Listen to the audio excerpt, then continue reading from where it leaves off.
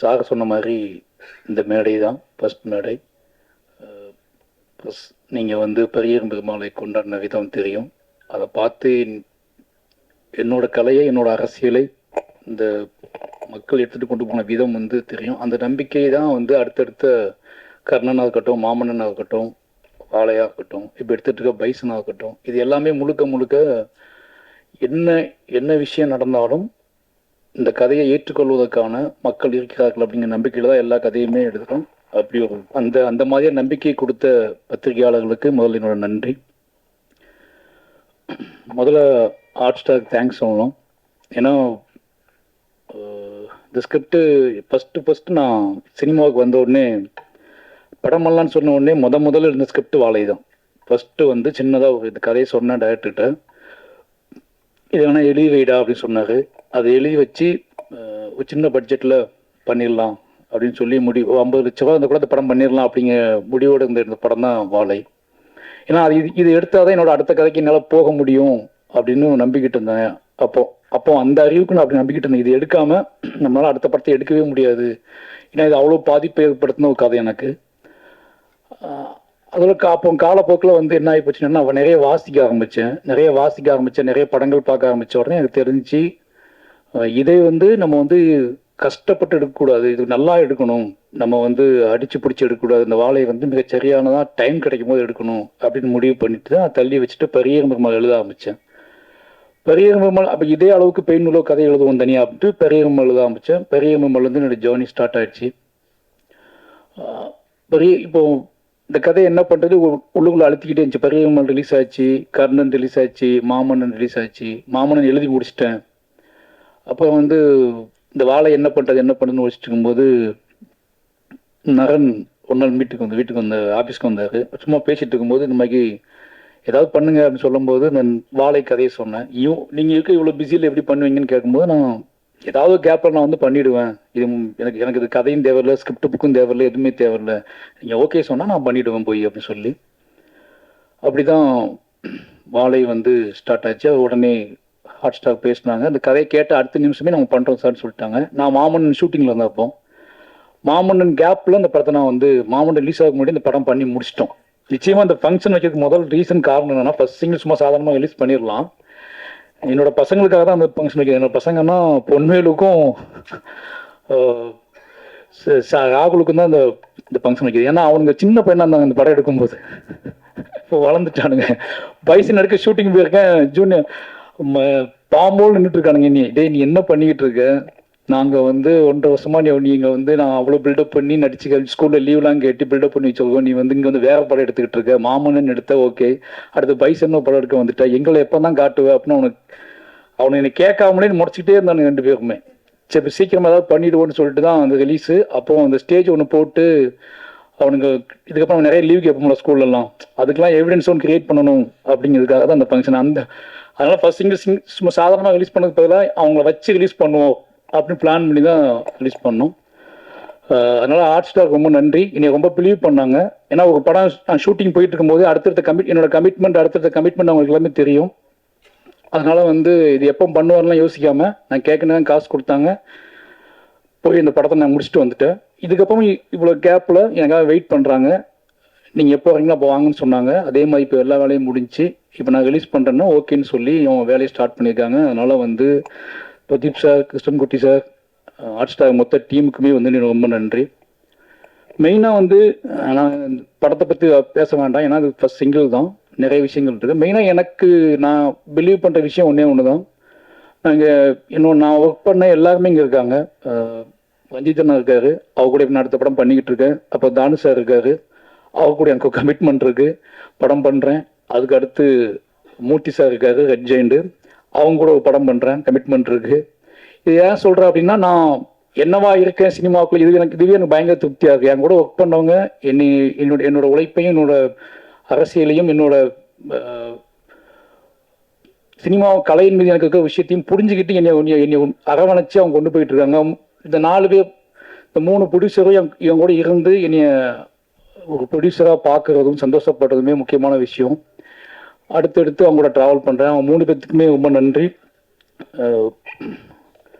அடுத்து வந்து என்ன சொல்கிறது, என்னோட இயக்குனர்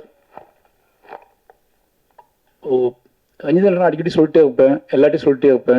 உனக்கு ஏன் இவ்வளோ பதட்டம், உனக்கு ஏன் இவ்வளோ சிக்கல், ஏன் இவ்வளோ டென்ஷன் ஆக, 4வது படம் வந்துட்டு எல்லாம் பார்த்து பண்ணலாம்னு சொல்லுவாரு. இப்போ கூட உதடு ஒட்டாமிச்சுக்க தான் பேச கூப்பிடுறாங்க. நான் நிறைய ஃபங்க்ஷனில் உதடு ஒட்டினாலே கான்ட்ரவர்ஷியலாக பேசி மாட்டியிருக்கேன்.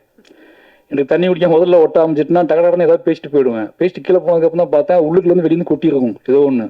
நான் போகும்போது ஹிடன் பண்ணிட்டு போயிருப்பேன், ஆனால் மேலே போய் அது கொட்டிடும் பயங்கரமாக. அப்போ யோசிப்பேன், இது உள்ள கிடந்திருக்கு, நமக்கு தெரியாமல் கிடந்திருக்கு அப்படின்னு யோசிப்பேன். அப்படி நிறைய ஃபங்க்ஷன்லாம் நான் பேசியிருக்கேன். அதுக்கு ஒரே ரீசன் என்ன அப்படின்னா, நிறைய விஷயங்கள் ஓடிக்கிட்டே இருக்கும். ரஞ்சிதனை திட்டிகிட்டே இருப்பாரு, டேய் நார்மலாக இருக்கா, நீ வந்து கேஷுவலாக இருக்கு, உனக்கு எல்லா வசதியும் வந்துடுச்சு, நீ சொன்ன எல்லாமே நடக்கும், நல்ல ப்ரொடக்ஷன் வந்துட்டாங்க, ப்ரொடியூசர்ஸ் இருக்காங்க, அப்புறம் ஏன் இவ்வளோ பதட்டப்பட்டு படத்தை எடுக்கிற, இவ்வளோ வேகத்தை ஏன் போடுற அப்படின்னு கேட்பாரு. ஒரு கதையை படமாக்குவது என்றால் அந்த கதையை நம்ம ரசித்து அதுக்கான கிராஃப்டை கண்டுபிடிச்சி ஒரு படம் பண்ணலாம். பட் என்னை நானே இயக்குவது அப்படின்றது, என்னோட வாழ்க்கையை நான் இயக்குவது அப்படிங்கிறதுனால வந்து எனக்கு இந்த பதட்டம் போக மாட்டேங்குது. நான் கிரியேட் பண்ணுற எல்லா கேரக்டர்ஸுமே என் வாழ்க்கையில் பார்த்த மனிதர்களாக இருக்காங்க. அவங்க இன்னும் வாழ்ந்துக்கிட்டு இருக்காங்க. அவங்க ஏதோ மூலையிலேருந்து நீ பார்த்துக்கிட்டு இருக்காங்க. அவங்க என்னை வந்து இவன் எப்படி மாறிக்கிட்டு இருக்கான், அவன் என்னவா ஆகிக்கிட்டு இருக்கான், அவன் என்ன பேசுகிறான், இவன் பேசுகிறது எவ்வளோ உண்மை இருக்குது, எவ்வளோ பொய் இருக்குது, இவன் பேசுகிறத ஏற்றுக்கலாமா, நம்பலாமா, வேண்டாமான்னு சொல்லிட்டு அவங்க கண்காணிச்சுட்டே இருக்காங்க. அதனாலேயே எனக்கு அந்த பதட்டம் இருந்துகிட்டே இருக்குது. அது மட்டும் இல்லாமல் எனக்கு ஒரு கடமையும் இருக்குது. இப்போ இந்த மேடை எனக்கு ரொம்பவே மகிழ்ச்சியான மேடைக்கான காரணம் என்ன அப்படின்னா, இந்த ராகுலும் பொன்வேலும் இந்த மேடையில் இருக்கிறது தான். ஏன்னா இந்த வயசில் நான் எப்படி இருந்தேன்னு தெரியும். என் ஊரில் என் சொந்த அக்கா பசங்க தான் அவங்கள, என்னோட அக்கா பையன் ஒருத்தர் மாமா பையன், இந்த 2 பேரும் இந்த வயசில் நான் என்னவா இருந்தேன்னு எனக்கு தெரியும். இவங்களுக்கு அங்கேருந்து கூட்டிகிட்டு வந்து இந்த மேடையில் உட்கார வச்சுட்டேன் அப்படின்னு ஒன்று இருக்குல்ல, இவனுங்க வழி தவறி போக மாட்டானுங்க. இனிமேல் இவனுங்க இந்த சினிமா, இந்த கலையின் வழியாக இந்த உலகத்தை நல்லா புரிஞ்சுக்குவானுங்க, இந்த கலையின் வழியாக அவனுங்க திசை மாறாமல் இருப்பானுங்க அப்படிங்கிற ஒரு பெரிய சந்தோஷம். ஏன்னா திருநெல்வேலி எப்படி இருக்குன்னு உங்களுக்கு நல்லா தெரியும். அந்த மாதிரி ஒரு ஊர்ல இருந்து அவங்களை கூட்டி வந்துட்டேங்க. இவங்களை வச்சு மற்ற பசங்கள்லாம் எப்படி ஆவானுங்க, இந்த பசங்களை பார்த்து மற்ற பசங்கள்லாம் என் ஊருக்குள்ளே முதல்ல ஒரு கலை உள்ள நுழைய போகுது அப்படிங்கிற ஒரு பெரிய சந்தோஷம் வந்து எனக்கு இப்போ அதுதான் அந்த உணர்ச்சி தான் எனக்கு பயங்கரமா இருக்கு. ஏன்னா அவனுக்கு மண்டைக்கு அது ஓடிக்கிட்டே இருக்கும். இதுக்கப்புறம் அவங்களுக்கு பேசுறது, நம்ம படத்தை நடிச்சிட்டோம், நம்ம இதெல்லாம் பண்ணக்கூடாது, இதெல்லாம் பேசக்கூடாது அப்படின்னு சில ரெஸ்பான்சிபிலிட்டிலாம் வரும். ஏன்னா அந்த வயசுல நான் எவ்வளோ மூர்க்கமாக இருந்தேன்னு எனக்கு தெரியும். எவ்வளோ என் மண்டையில் தோன்ற விஷயத்துக்கெல்லாம் வந்து என்ன பதில்னு தெரியாமல் நான் பைத்தியம் முடிச்சு அலைஞ்ச வயசுல தான் அவனை உட்காந்துட்டு இருக்கானுங்க. ஆனால் அவனுங்களை நான் வேகமாக ஓடி வந்து முட்டி மோதி ஓடி வந்து அவனுங்களை நான் வந்து உருவாக்குறதுக்கான ஒரு மேடையை கிரியேட் பண்ணிட்டேன் அப்படிங்கிறது ஒரு பெரிய சந்தோஷம். அப்படி ஒரு மேடையை அமைச்சு அப்படி நீ உருவாக்குன ராம் சாருக்கு தான் ரொம்ப நன்றி சொல்லணும். ஏன்னா நீ உன்னோட வேலை வந்து படம் பண்ணி நீ ஜெயிச்சு காசு சம்பாதிக்கிறது இல்லை,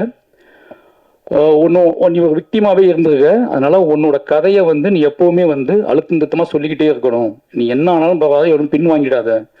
உன்னோட கதை அப்படிங்கிறது உனக்கான கதை மட்டுமில்ல, உனக்கு பின்னாடி வரப்போகிற சந்ததியினருக்கான கதை. அதை வந்து எப்பவும் மிஸ் பண்ணாத. நீ என்ன ஆனாலும் அதை மாறிடாதுன்னு சொன்னதுனால தான் முழுக்க நான் அது கூடவே டிராவல் பண்ணிக்கிட்டே இருக்கேன். சொன்ன மாதிரி என்ன சொல்றது, நான் மீண்டு வெளியே வர்றதுக்கே கொஞ்சம் நாளாகும். என்னோட கதையை முடித்து கொண்டு வெளியே வர்றதுக்கே கொஞ்சம் நாளாகும். அப்படியாப்பட்ட கதைகள் தான் தொடர்ந்து நான் பண்ணிக்கிட்டு இருக்கேன். அதனால வந்து என்னோட இயக்குநருக்கு வந்து இதே மேடையில் நான் சொன்னேன்னு நினைக்கிறேன். என்னோட இயக்குனர் இருக்கிற வரைக்கும் எந்த சின்ன மாற்றம் கூட நீங்கள் பார்க்க முடியாது. அப்படிங்கிற காரணம் என்ன அப்படின்னா, என்னைய கண்காணிச்சுட்டு இருக்க முக்கியமான கண்களில் வந்து அவரோட கண்கள் முக்கியமான கண்கள். ஏதாவது ஒருத்தர் ஃபோன் வந்துச்சுன்னா நான் முதல்ல யோசிக்கிறது நான் அன்றைக்கி என்ன தப்பு பண்ணுன்னு யோசிப்பேன். சுற்றி பார்ப்பேன், நம்ம ஏதாவது ஸ்டேட்டஸ் போட்டிருக்கோமா, இல்லை ஏதாவது அதிகம் பசிந்தனமா ஏதாவது பண்ணியிருக்கோமா, இல்லை ஏதாவது ஃபோன் பண்ணியிருக்கோமா, யார்ட்டையாவது பேசியிருக்கோமா, ஏதாவது பேட்டி கிட்டி கொடுத்துட்டோமா அப்படின்னு தான் பார்ப்பேன். ஏன்னா எப்படி வீட்டில் இருக்கவங்க எப்படி அப்பா அம்மா நம்ம மேலே பயம் வச்சுருப்பாங்களே, எங்கள் அப்பா அம்மாவுக்கு நான் வந்து எனக்கு ஒரு விஷயம் நடந்ததுக்கப்புறம் தான் அவங்களுக்கு தெரியும். எனக்கு நடப்பதற்கு முன்பாகவே எனக்கு தெரிஞ்சது வந்து எங்கள் டைரக்டருக்கு மட்டும்தான். நான் மிட் நைட் கூட எனக்கு ஃபோன் பண்ணிட்டு என்னடா பண்ண ஒருத்தர் எழுதியிருக்கான இப்படி உன்னை பற்றி அப்படிம்பாரு. எனக்கு அது பயங்கர ஷாக் ஆகும். எப்படி 12 மணிக்கு போயிட்டு பார்த்தாரு அப்படின்னு சொல்லி அவனை தேடி பிடிக்கிறது எனக்கு 2 நாள் ஆகும். ஆனால் இவருக்கு மட்டும் எப்படியாவது பார்த்துருப்பாரு. என்னன்னா பதட்டப்பட்டுட்டே இருப்பாரு. நீ கரெக்டாக இருக்கடா, நீ வந்து ஏன் இவ்வளோ பதட்டப்படுற, நீ ரொம்ப நீ நீ வந்து ஆர்ட் ஃபார்முக்குள்ள இருக்க, அதனால ஆர்ட் ஃபார்மை மையப்படுத்தியே நீ ட்ராவல் ஆகு அப்படின்னு சொல்லிட்டே இருப்பாரு. அவர் இருக்கிறதுனால தைரியத்தில் தான் வந்து ட்ராவல் ஆகிக்கிட்டே இருக்கேன். அப்புறம் ரஞ்சித்ன்னு சொல்லி ஆகணும். ஏன்னா முழுக்க அவர் எவ்வளோ வேகமாக இருந்தாலும் தன்னோட இருக்கிற மனிதர்களை பத்திரமா பார்த்துக்கிறதுல அவருக்கு நிகரான யார் மேலும் நினைப்பேன். ஏன்னா அவர் ஓடிக்கிட்டு இருப்பார், அவர் முட்டுவார், மோதுவார், எல்லாம் பண்ணுவார், கழகங்களை உருவாக்குவார். ஆனால் பக்கத்தில் இருக்கிறவன் ரொம்ப பாதுகாப்பாக இருக்கணும் அப்படின்னு நம்பக்கூடிய அந்த மனம் இருக்குல்ல, அதுதான் வந்து எனக்கு விபலம்.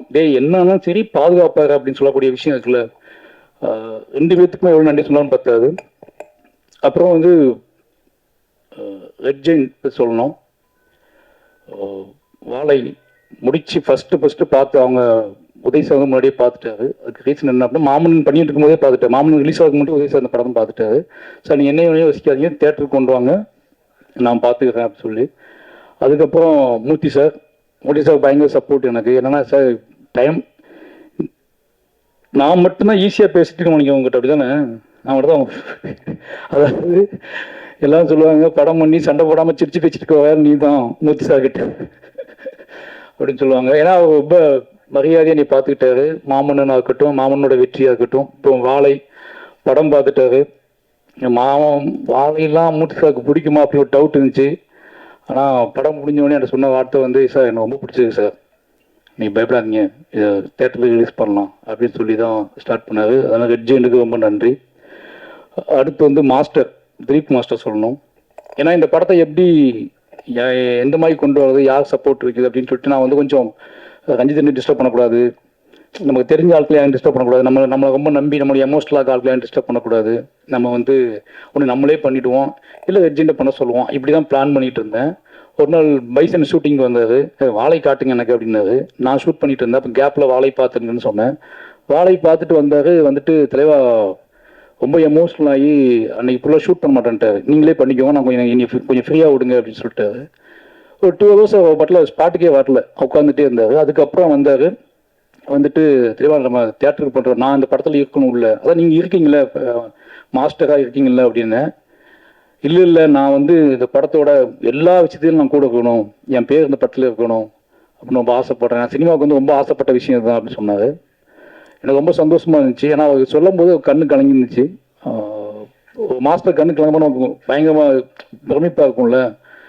அப்போ ஓகே மாஸ்டர் அப்படின்னு சொல்லி தான் உள்ளே வந்தார். அவரோட கம்பெனி வந்து அவரோட ப்ரொடக்ஷன் உள்ளே வந்து என் கூட சேர்ந்து நீங்கள் என்ன வேணாலும் பண்ணுங்க, அந்த படத்தை ஃபுல்லாக நான் ட்ராவல் பண்ணுறேன்னு சொல்லி சப்போர்ட் பண்ணுறாரு. அவருக்கு ரொம்ப ரொம்ப நன்றி. ஏன்னா அவரோட ரிவ்யூ பார்த்துட்டு தான் எனக்கு ரொம்பவே என்ன சொல்கிறது, அவரோட அந்த ஆக்ஷன் சீக்வன்ஸ் எடுத்துக்கிட்டு இருந்தார்.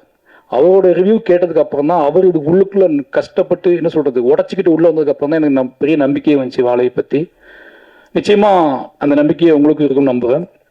அப்புறம் இந்த டீமில் சந்தோஷ் சார் சொல்லணும். சந்தோஷ் நாயன் சார் எல்லாம் சொல்கிற மாதிரி சந்தோஷ் சார் எனக்கு ஒரு மேஜிக் இருக்குது. காரணம் என்னென்னா ஒரு ஃப்ரீடம். 2 பேருமே வந்து பேசும்போது நான் வந்து ஒரு சாங் கேட்கும்போதும் சரி, என்னோட டெப்த்தாக நான் எவ்வளோ நேரம் கேட்க முடியுமோ கேட்டு வாங்கி அவர்கிட்ட பேசி சிரித்து விளையாண்டு ஒன்று ரெடி பண்ணுவோம்.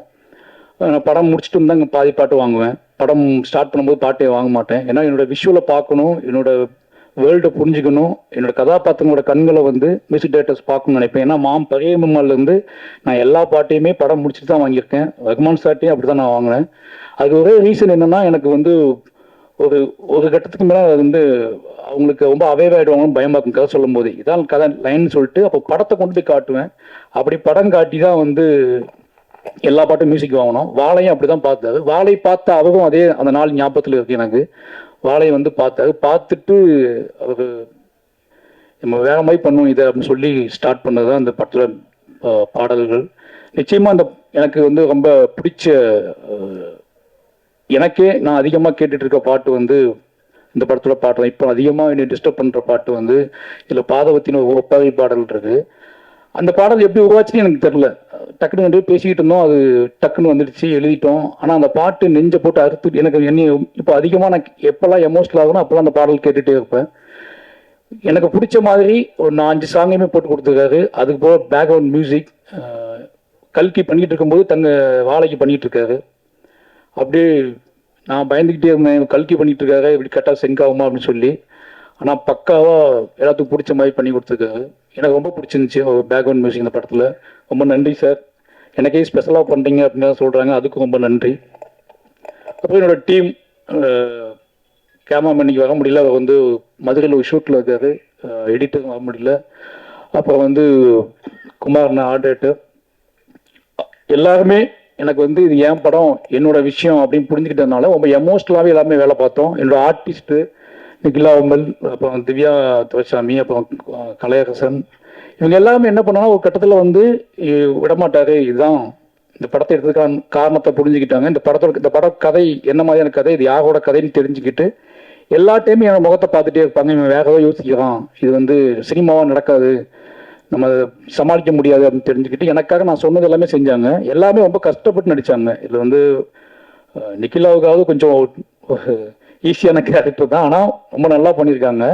பட் ஆனால் கலை, திவ்யா இவங்க எல்லாத்துக்குமே வந்து ஹார்ட் ஒர்க், மேன்லியாக அவங்க வந்து ரொம்ப கஷ்டப்படணும். எல்லாமே நான் பட்ட கஷ்டம் எல்லாம் அவங்க படணும் அப்படின்னு சொல்லிட்டேன். அவ்வளோதான். நான் பட்ட என்னெல்லாம் கஷ்டப்பட்டணும் சின்ன வயசில், அதெல்லாம் நீங்கள் படணும்னு சொல்லிட்டேன். அதனால் அவங்க ரொம்ப கஷ்டப்பட்டாங்க.